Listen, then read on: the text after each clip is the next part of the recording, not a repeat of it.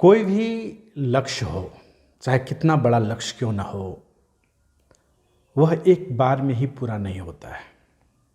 कहा जाता है शनैः कंथा शनैः पंथा शनैः पर्वत लंघनम। अर्थात अगर पर्वत की शिखर पर भी अगर चढ़ना होता है तो आप एक बार में ही शिखर पे नहीं चढ़ जाते।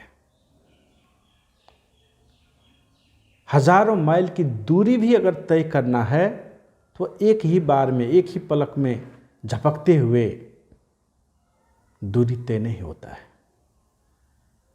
हजारों माइल की दूरी भी आप एक एक स्टेप लेकर ही पूरा करते हैं। माउंट एवरेस्ट की चोटी को भी आप एक एक स्टेप लेकर ही फतेह कर पाते हैं। तो कोई भी लक्ष्य कितना बड़ा क्यों ना हो, उसे पूरा करने के लिए स्टेप ही लेना पड़ता है, छोटा छोटा स्टेप लेना पड़ता है, और तभी जाके उस लक्ष्य को पूरा किया जाता है। और हम सब ने जो भी लक्ष्य लिया है उसे पूरा करने के लिए अभी का तात्कालिक लक्ष्य ये है कि अगला निर्वाचन जो है, जो होने वाला है, उसमें क्लीन स्वीप करके पूर्णतः विजय हासिल करना। अगला जो निर्वाचन होगा स्थानीय तह का होगा, प्रदेश तह का होगा, संघीय तह का होगा, उसमें मधेश में पूरा का पूरा कब्जा करना है।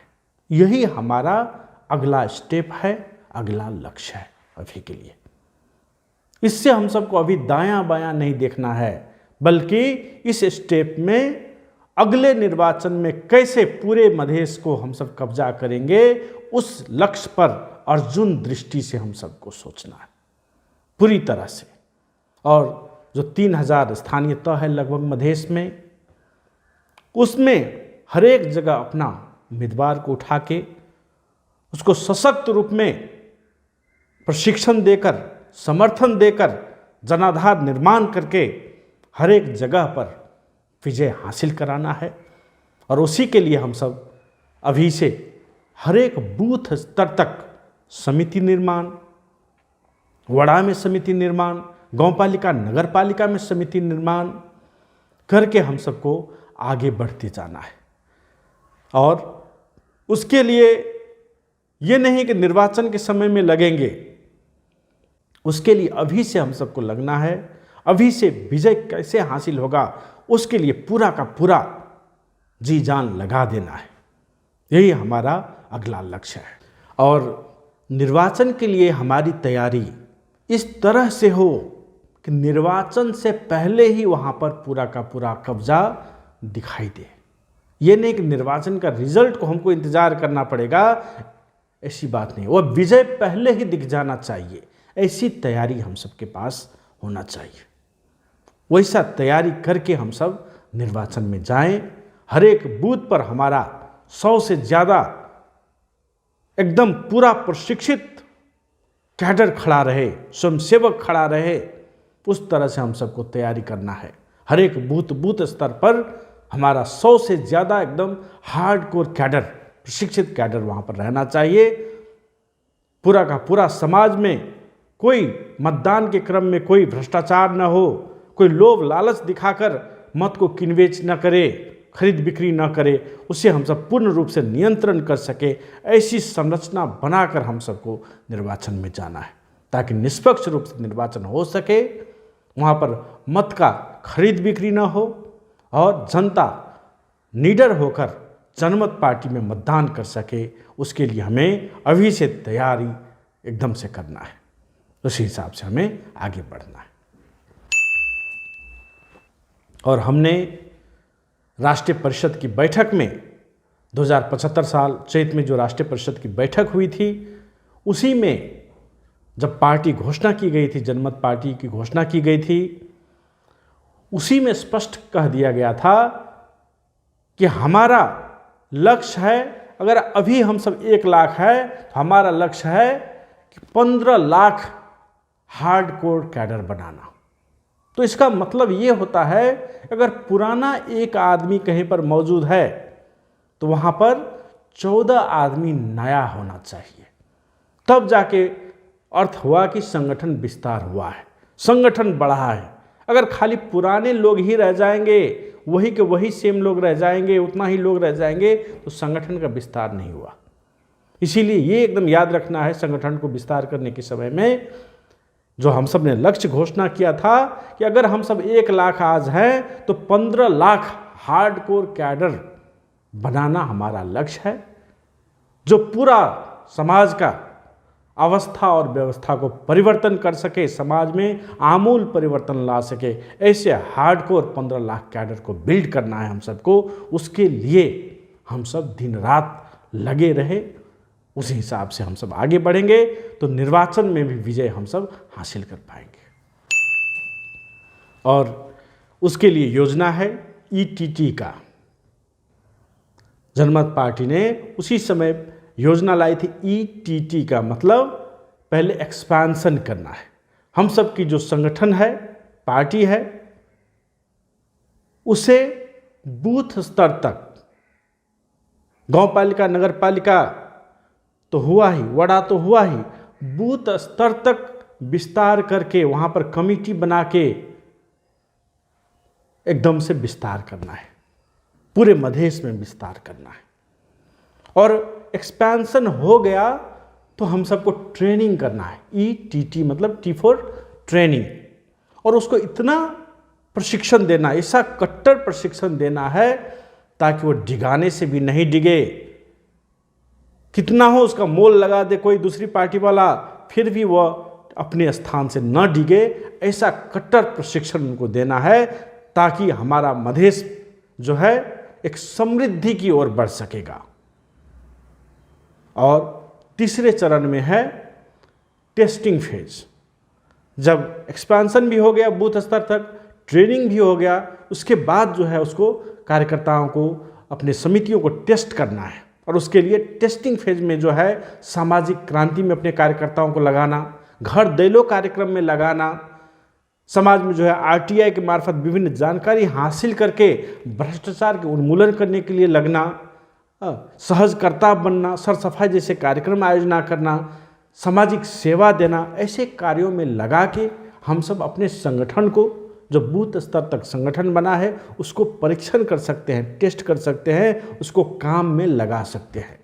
तो इस तरह से संगठन को विस्तार करने के लिए हमारी योजना है ईटीटी, अर्थात एक्सपेंशन, ट्रेनिंग एंड टेस्टिंग। तो ईटीटी के मार्फत हम सब अपने संगठन को मजबूती से बनाएंगे और विजय हासिल करेंगे।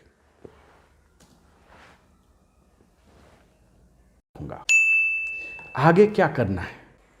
संगठन है तो हम सभी हैं, संगठन रहेगा तो ही हम सब कुछ कर पाएंगे, संगठन रहेगा तो ही हम सब सुरक्षित भी रह पाएंगे। इसलिए संगठन विस्तार और सुदृढ़ करना हमारे लिए सबसे महत्वपूर्ण काम है। अभी के लिए घोषणा पत्र, प्रशिक्षण पुस्तिका, फ्लेक्स प्रिंट, 15 बूंदे वाला, पर्चा पंपलेट और सदस्यता ठेली और जनमत पार्टी का ऐप्स या वेबसाइट की जानकारी, यह हर हमेशा अपने पास रखें। यह आपका अस्त्र शस्त्र है।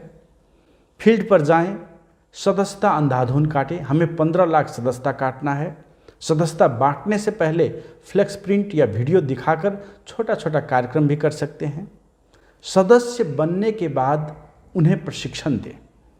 जनमत पार्टी क्या है, क्या करेगी और कैसे हर हालात में हमें जनता के वोट का दुरुपयोग या खरीद बिक्री करने में रोकना है और जनमत पार्टी के चुनाव चिन्ह में ही कैसे जनता का वोट लेना है, इसके लिए प्रभावकारी प्रशिक्षण दें। वडा, गांवपालिका, नगरपालिका और निर्वाचन क्षेत्र में निर्धारित न्यूनतम सदस्य संख्या पहुंचने पर अधिवेशन करा के निर्वाचित समिति और पदाधिकारी चयन करें। अगले निर्वाचन को लक्षित करके निर्वाचन में विजयी हो सकने वाले और पार्टी के प्रति नितांत वफादार और अनुशासन में रहने वाले उम्मीदवार को तलाश करें, उन्हें प्रशिक्षण देकर और उनके लिए टीम बनाकर चुनाव की व्यापक तैयारी में जुट जाएं। जहां पर संगठन मजबूत हो गया है और अधिवेशन हो चुका है, वहाँ पर कार्यकर्ताओं को सक्रिय रखने और समाज में अपना स्थान बनाने के लिए निम्न तरह से काम कर सकते हैं, जैसे कि सामाजिक पहरेदार, इसमें एंटी करप्शन स्क्वाड बना सकते हैं, नागरिक पत्रकारिता का काम कर सकते हैं, मानव अधिकार संरक्षण का काम कर सकते हैं, स्वयंसेवक दस्ता बनाकर काम कर सकते हैं और सामाजिक सेवा में सर सफाई कार्यक्रम कर सकते हैं, प्रभात फेरी कर सकते हैं, कोचिंग खोल सकते हैं, काउंसलिंग कर सकते हैं। इस तरह की सेवा हम सब दे सकते हैं। वोट नहीं, यह हम सब का भविष्य है, इसे मत बेचें। कहीं भी जाते हैं तो जनता में वोट नहीं बेचने के लिए जागृति लाती रहनी पड़ेगी। उन्हें अनेकों तरीके से डर, धमकी, त्रास, लोभ, लालच में नहीं आकर स्वतंत्र रूप से जनमत पार्टी के लिए मतदान करने के लिए प्रेरित करते रहना पड़ेगा। उसके लिए कथा, कहानी, दृष्टांत आदि का भी हम सब सहारा ले सकते हैं। जैसे कि एक बूढ़ा बाबा और गधा की कहानी थी, उस कहानी को भी हम सब सुना सकते हैं। इसलिए जनता को सचेत होना है कि स्वयं को गधा और कुत्ते की तरह न बेचें, अपने आत्मसम्मान और राजनीतिक अधिकार को महज 2-4 हज़ार में न बेचें, अपने बाल बच्चों के अनमोल भविष्य को 2-4 हज़ार में न बेचें। आज अगर आप बिक गए तो समझिए आपके बच्चे का भविष्य बिक गया, उनके जीवन में आपने अंधेरा भर दिया। अगर आप नहीं बिककर सही नेतृत्व का चयन करेंगे तो वैसा 2-4 हज़ार क्या, लाखों में आपको लाभ मिलती रहेगी। आपको वृद्ध और असहाय भत्ता मिलेगा, आपके बच्चों को छात्रवृत्ति मिलेगी, युवाओं को रोजगारी मिलेगी, सुशासन कायम होगा, कम टैक्स देना पड़ेगा, भ्रष्टाचार उन्मूलन होगा, जनता राज आएगा और सारा विभेद, दमन और शोषण का अंत होगा। इसलिए अपने अमूल्य मत जनमत पार्टी को ही दें, जनमत तैयार करें और सारे अधिकार लें। भविष्य हमारा है। जनमत पार्टी 1.5 करोड़ मधेसियों की अंतिम आशा है, इसलिए हम सभी आराम नहीं कर सकते। हमें संगठन के लिए अथक और अनवरत रूप में लगे रहना है। हमें रूठने और टूटने का छूट नहीं है। हमें दिन रात को एक करके काम करना है, क्योंकि हमें पूरा का पूरा मधेश के ऊपर कब्जा जमाना है और सामुदायिक स्वराज लाना है। जनता राज कायम करना है, घर घर में रोजगारी, सुख और समृद्धि लाना है। और इस सफलता के लिए जो सूत्र है वह भी मैं बताना चाहता हूँ। एक आदमी सफलता का सूत्र तलाश करते करते एक दिन एक वन में एक ऋषि के पास पहुंचा। कुछ क्षण रुका। जब ऋषि ध्यान से बाहर निकले तो उसने पूछा, हे महर्षि, सफलता की चाबी क्या है? कृपया बताने की कृपा करें। ऋषि ने कहा, मुझे अभी स्नान के लिए देरी हो रही है, मैं नदी के लिए निकल रहा हूँ, हो सके तो तुम भी साथ ही चलो वहीं। वह आदमी ऋषि के साथ नदी तक गया। ऋषि नदी के पानी में उतर गया। आदमी किनारे से देख रहा था। ऋषि ने उसे भी पानी में उतरकर नहाने को इशारा किया। वह आदमी भी धीरे धीरे नदी के पानी में उतरकर ऋषि के पास गया। तभी अचानक से ऋषि ने उस आदमी का गर्दन धर लिया और पानी की गहराई में डुबो दिया।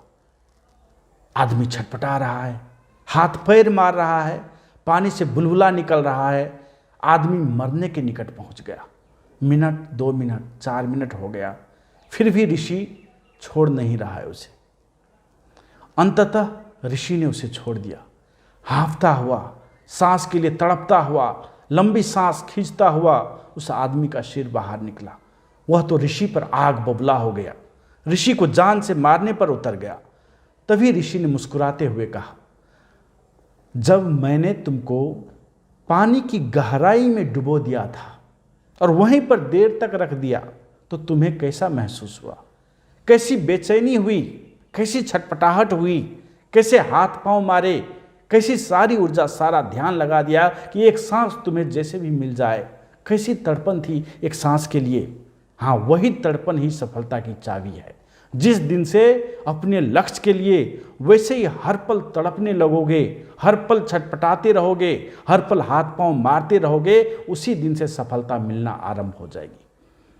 ठीक उसी तरह हमें भी अपनी विजय के लिए तड़पते रहना चाहिए। हर वक्त वह छटपटाहट हमें लगे रहना चाहिए, वही हमें सफलता दिलाएगा।